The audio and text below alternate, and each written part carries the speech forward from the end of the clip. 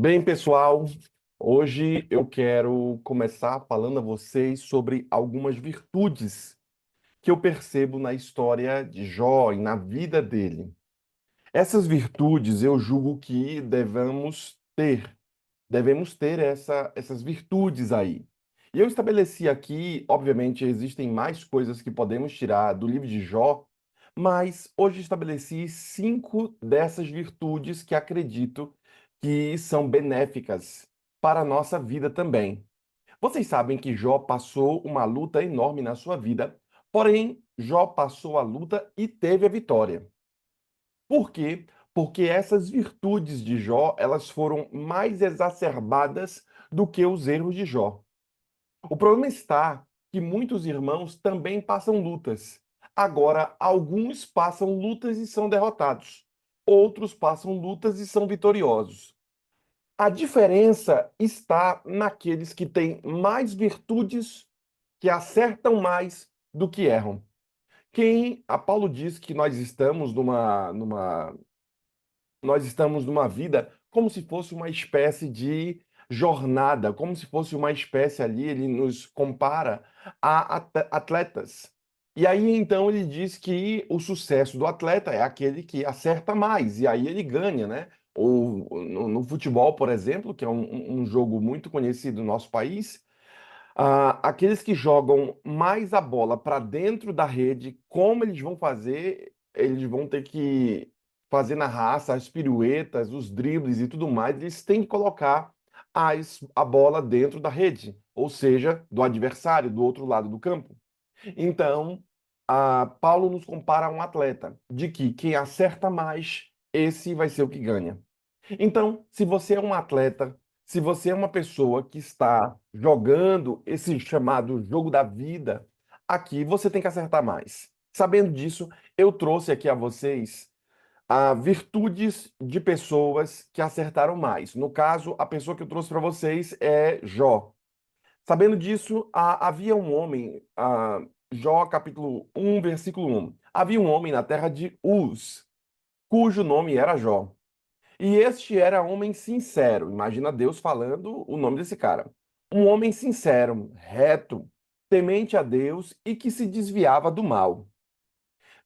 Aí eu vou agora para Tiago, né? Tendes ouvido da paciência de Jó, e visto que fim o Senhor lhe deu, porque o Senhor é cheio de terna misericórdia e compassivo.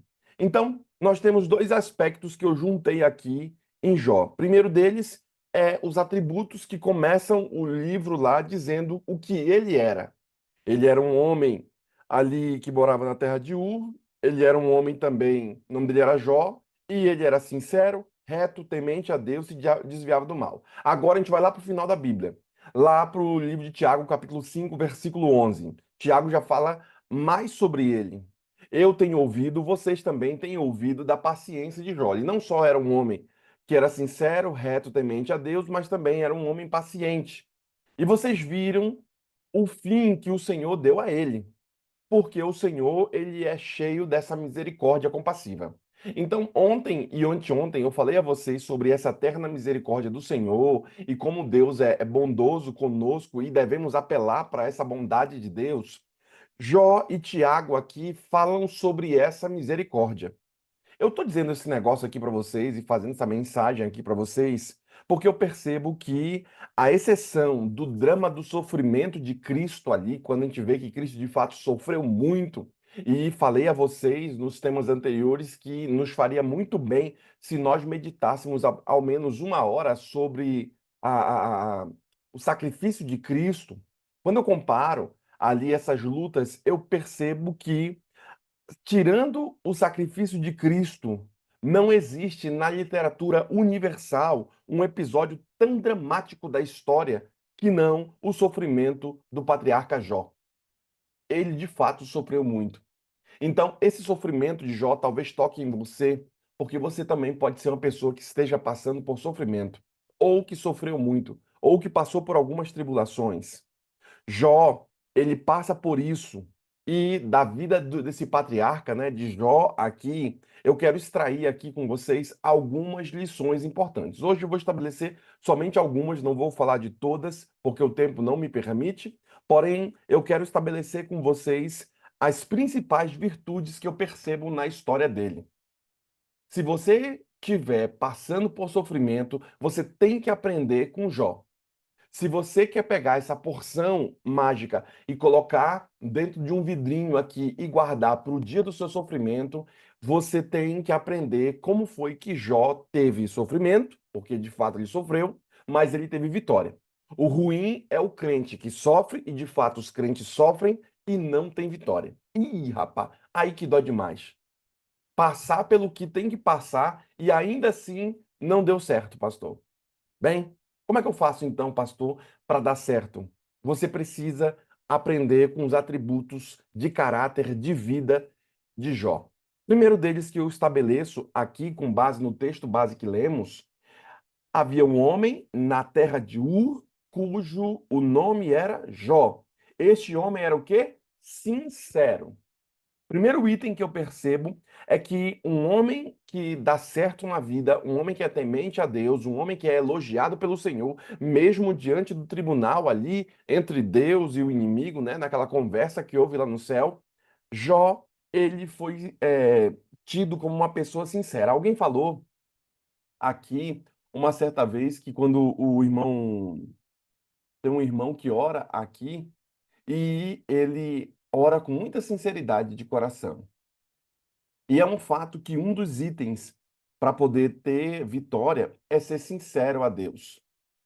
Se você não for sincero ao Senhor, se você não falar com sinceridade, como é ruim você estar com uma pessoa que não é sincera, hein, irmão? Como é ruim você estar com uma pessoa ali que não toca no seu coração porque não é sincero. Bem, eu lembro da oração, vou citar aqui a oração do irmão Jackson. Ele sempre ora com muita sinceridade. Às vezes ele fala das lutas que enfrenta, dos problemas, e até as suas orações às vezes nos tocam, porque a sinceridade do que o irmão Jackson fala e ora fazem toda a diferença, não só para nós, mas também fazem a diferença para o Senhor, porque de fato não há cortinas com Deus. Um homem sincero, como era o caso de Jó, aqui, uma pessoa sincera é alguém que exprime sem artifício. Fala com Deus sem artifício, sem intenção de enganar, sem intenção de se disfarçar. Jó, quando falava com as pessoas, Jó, quando tratava de negócios, Jó, quando fazia as coisas, havia uma clareza de sinceridade. Às vezes, as pessoas ficam chateadas com você porque você não é claro. Você dá uma enrolada, você é bem assim. Às vezes você não é claro. Você precisa aprender com Jó. Muitos problemas você poderia não ter na sua vida se você fosse muito claro, se você fosse muito sincero. O problema está que nós não somos mais crianças, as crianças são muito sinceras, mas nós acabamos crescendo e perdemos o ato de ser sincero. E nós acabamos fazendo o quê? Enganando, se disfarçando, tendo artifícios. Eu vi a Nara orando hoje e ela falando aí da Rose, né? Que a Rose sempre tá com um sorriso no rosto, sempre fala aqui, mas nem sempre o sorriso demonstra que o coração tá alegre, viu? Às vezes nós estamos passando por muitas lutas. Exemplo, hoje eu estou ministrando aqui a vocês, mas não dormi nada essa noite. Débora não está bem. Falando nisso, tem até que acordar ela. Débora não está bem. Ela fez uma cirurgia ontem no dente, um procedimento no dente. Eu acho que a doutora aplicou lá e eu não sei que troço deu que esse pedaço aqui dela começou a ficar dormente. Aí ela acordou, ela estava ruim de noite, aí vocês já sabem, né? Quando metade do braço começa a ficar dormente, eu já comecei a ficar agoniado aqui. Eu falei, te veste aí, que vai que tu desmaia, acontece alguma coisa, eu te levo. E aí eu fiz uma comida de noite para ela, come alguma coisa, porque se for para o hospital, alguma coisa desse tipo, você não vai ficar, você não vai comer nada, os caras não vão te deixar comer nada. Então é melhor você comer alguma besteira agora. E aí fiz um pão para ela aqui um suco, um negócio, e dei para ela. Ela tá, acho que ela tá deitada ainda. Tem que acordar que ela tem que fazer um negócio. E sabe, irmãos, isso acabou ocasionando, não dormi nada. E às vezes a gente vem aqui, a gente prega, a Rose às vezes fala, a gente está animado e tudo, mas às vezes o nosso coração não está assim. Eu estou aqui ministrando a vocês, mas meu coração está em outro lugar. É um fato, irmãos, de que quando olhamos para Jó, Jó era um camarada que era sincero, sem artifícios no negócio, na sua vida, sem intenção de enganar, ele não tinha intenção de enganar ninguém e ele também não se disfarçava. Eu não estou dizendo aqui para você ser besta, tá, irmãos? Mas eu estou dizendo para você ser muito claro, porque às vezes você é enrolado demais. E irmão enrolado, crente enrolado é horrível, porque não aprende com o primeiro atributo de Jó, que era alguém sincero. Eu ainda falo a vocês,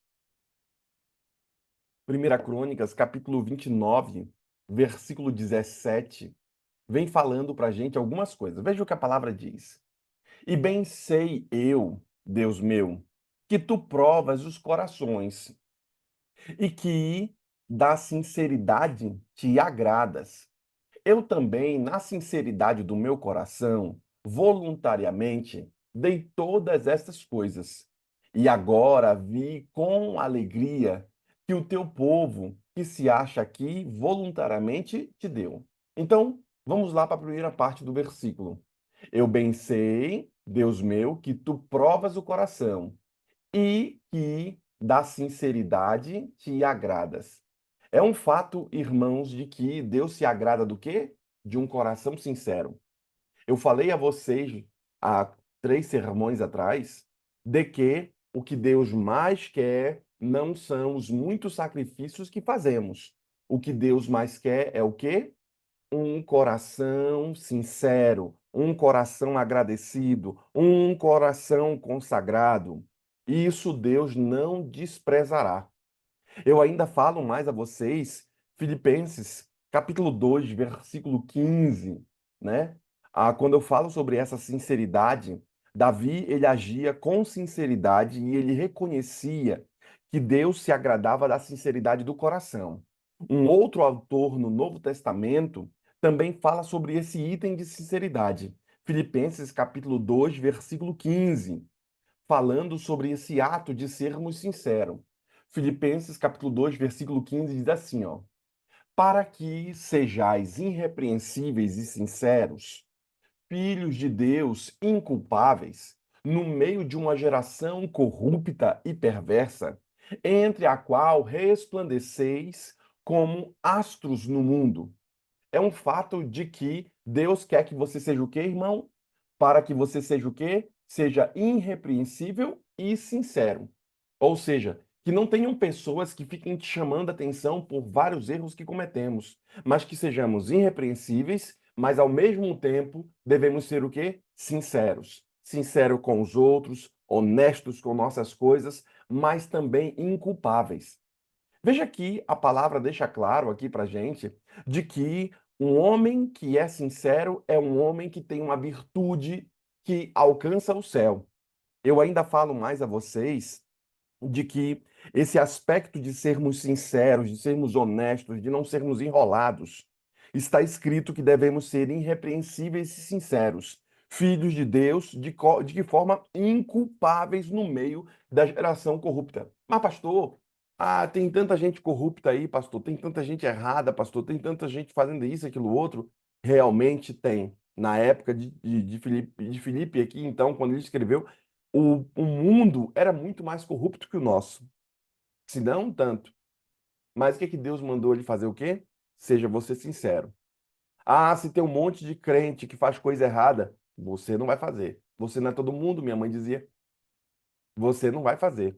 É um fato, irmãos, de que devemos ser sinceros ao Senhor, mesmo em meio a uma corrupção da nação. Se o mundo está errado, que você o conserte, seja você a começar a ser certo. Mas não vai junto com o mundo. Por quê? Porque saiba de uma coisa. Às vezes eu Conheço algumas pessoas que compraram carta, né? Aqui no Brasil. Aí na América não. Você vai lá, paga um dinheirinho e faz. Aqui no Brasil é muito caro fazer a carta de trânsito, né? De carteira de trânsito. E algumas pessoas acabam sucumbindo porque falharam e parece ter uma máfia desse negócio de fazer, deixar o cara falhar ali, morrer o carro, alguma coisa desse tipo, e aí você tem que pagar mais não sei quanto lá, as taxas e tudo mais. E parece que em alguns lugares há uma máfia de que se você pagar uma porcentagem lá, pagar um dinheiro, você consegue ter a carta e é aprovado tranquilamente. Bem, o mundo está corrupto de fato, mas o crente não pode se misturar nisso. O mundo de fato está corrupto e eu sei que para quase todos eles acabam pagando ali e fazendo e tirando sua carta de motorista. Mas, amigos, o crente não pode, não deveria participar disso.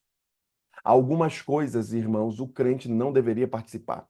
Por exemplo, se você está vendo um filme ali na televisão e o filme tem cenas ali eróticas, você não deve participar daquele ambiente. Ai, pastor, mas como é que eu faço? E tudo. Passa para frente, tira aquilo ali. Se você está vendo que. E saiba de uma coisa, irmãos, vou lhe dizer uma coisa. Assim como nossa igreja, nós fazemos muitas coisas, e tudo que fazemos na realidade é para o Senhor, então fazemos vídeos, filmes com o objetivo de evangelizar. Muitos que fazem os filmes têm objetivos por trás de evangelizar a sua própria religião, a sua própria ideia.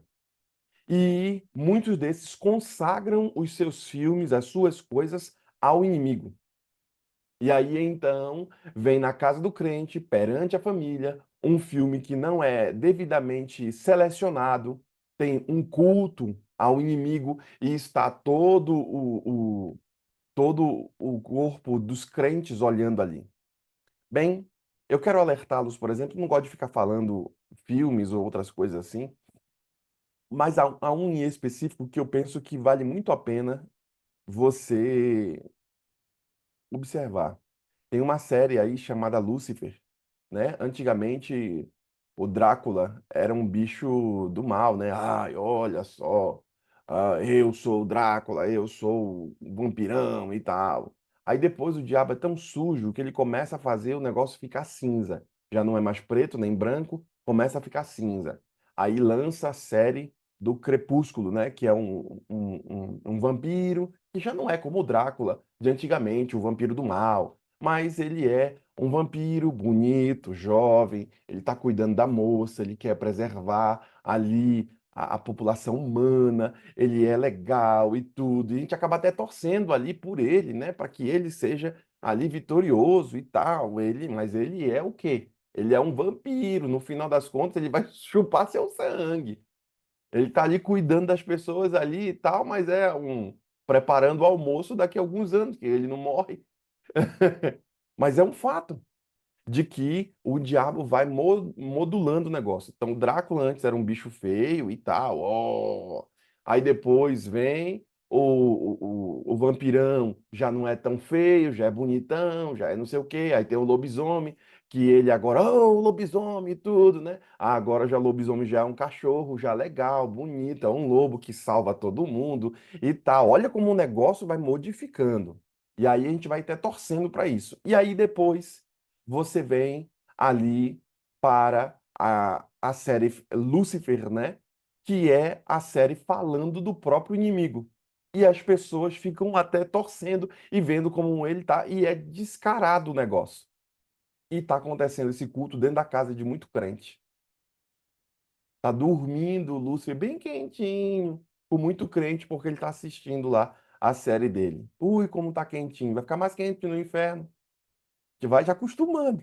É um fato, irmãos, de que você precisa compreender que tem que haver sinceridade.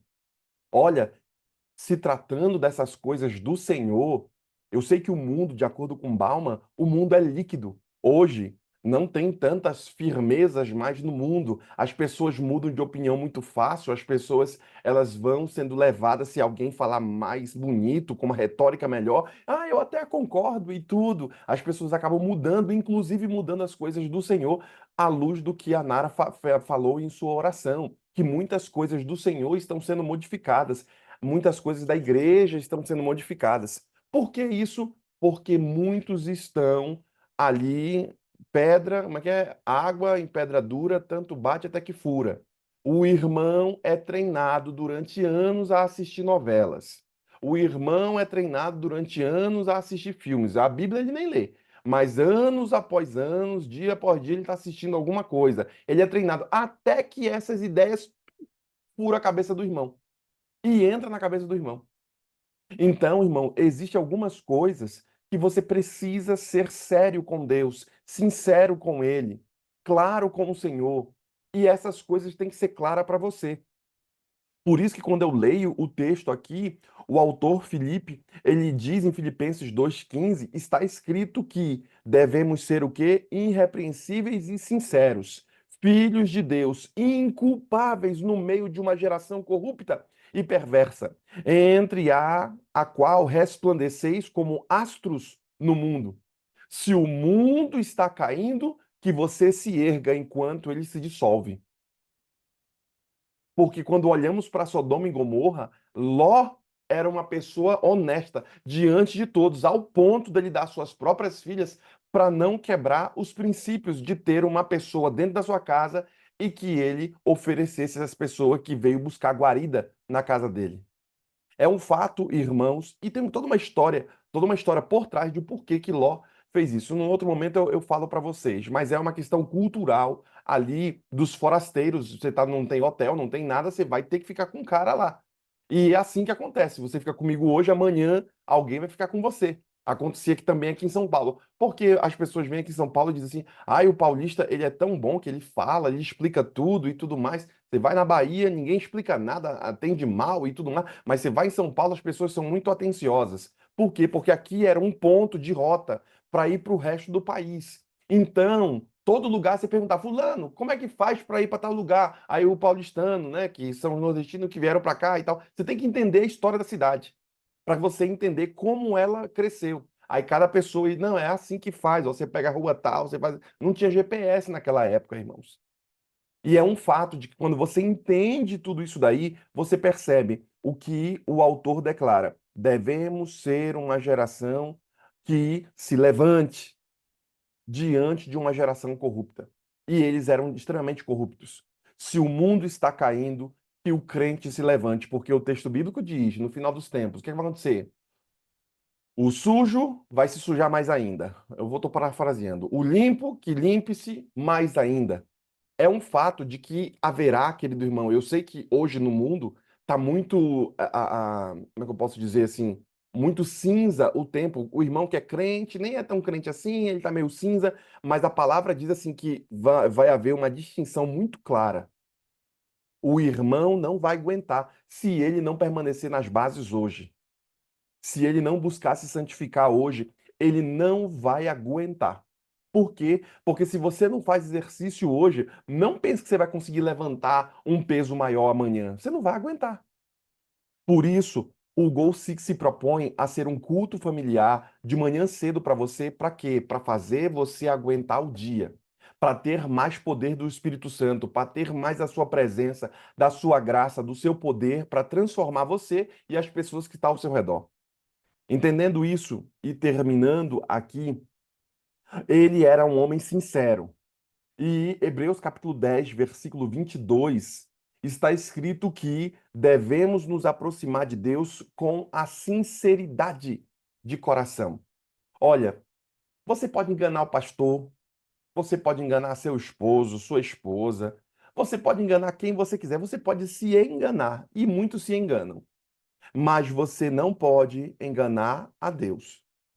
Então, já que você não consegue se esconder na escuridão da humanidade, já que Deus vê através da névoa, já que Deus vê através da escuridão, já que Deus consegue encontrar, como diz asas da alva, né? Mesmo que eu esteja escondido no lugar mais distante, ali tu estás comigo. Deus estava até na barriga do grande peixe, lá com Jonas. Deus está em todo lugar, então não tem como se esconder do Senhor. Por isso, seja sincero. Seja sincero, irmão. Não pense quando eu falo assim, seja sincero, é que a sua sinceridade vai te salvar. Não, vão ter muitas pessoas sinceras, sinceramente erradas, que vão se perder. Mas são sinceras, pastor. Não é a sinceridade em si, mas é você reconhecer a desgraça que é a humanidade, a desgraça que somos nós, os problemas que temos. Primeiro ponto que eu julgo que para você crescer, para você se desenvolver, você precisa reconhecer os problemas que tem. Você precisa reconhecer as lutas que você enfrenta. Você precisa reconhecer os seus próprios erros, os seus pecados, porque só dá para expulsar o inimigo. Primeiro você tem que, como é que eu ensinei para vocês aqui, para vocês expulsarem o diabo? Quando tiver uma manifestação do inimigo na igreja, qualquer lugar. Primeira coisa para você expulsar o demônio, o que que você tem que pedir para a igreja? Igreja, vocês se ajoelhem agora e vocês agora vão pedir, manda os diáconos segurar a irmã lá que está subindo na parede, segura ela lá, canta, bota Castelo Forte aí, canta aí, e vocês vão pedir, a igreja agora vai se ajoelhar e vai pedir. É isso aí, vocês têm que fazer isso aí, porque vocês peça para a igreja se ajoelhar e pedir perdão por seus pecados. Não é para pedir para tirar o diabo, não. Ainda não. É para pedir o quê? Para vocês terem o perdão perdoado, terem o pecado perdoado. E agora, limpo, perdoados por Cristo, tendo o sangue do Cordeiro, o manto de justiça, agora a gente se levanta para guerrear. Por quê? Porque a gente tem arma agora. O pecado faz a separação entre mim e vós. Ou seja, se houver pecado na congregação, se houver pecado nos irmãos, se houver pecado no pregador, ele não consegue tirar o diabo do coro. Então, a primeira coisa é, Senhor, peço para o Senhor perdoar-me por meu erro, por minha falta, aquele caso, aquele caso. Você tem que falar com Deus. Por favor, tenha misericórdia de nós, nos perdoe, porque precisamos de armamento, porque agora a gente vai para cima. Agora que você é perdoado pelo sangue do Cordeiro sobre a igreja, você tem uma igreja pura. Por isso que toda vez que eu faço Santa Ceia, eu dou ali um minutinho de oração para os irmãos. Por quê? Porque naquele minuto que o irmão tomou a Santa Ceia, que pediu perdão pelo pecado, que foi uma espécie de rebatismo ali para ele, sua vida está limpa.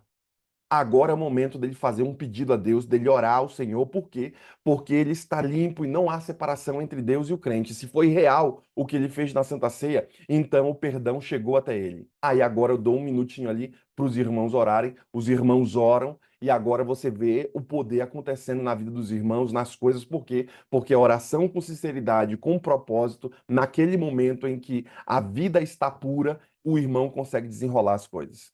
A mesma coisa, você, quando for expulsar o inimigo, primeiro começa por tua casa, primeiro começa por tua vida, pedindo perdão pelos pecados, pedindo para Deus ter misericórdia de você, pedindo para Deus transformá-lo. Aí então agora você consegue expulsar o demônio. Quando você percebe isso em Hebreus capítulo 10, versículo 22, está escrito que devemos nos aproximar de Deus com sinceridade de coração. Por quê? Porque ele não dá para enganar.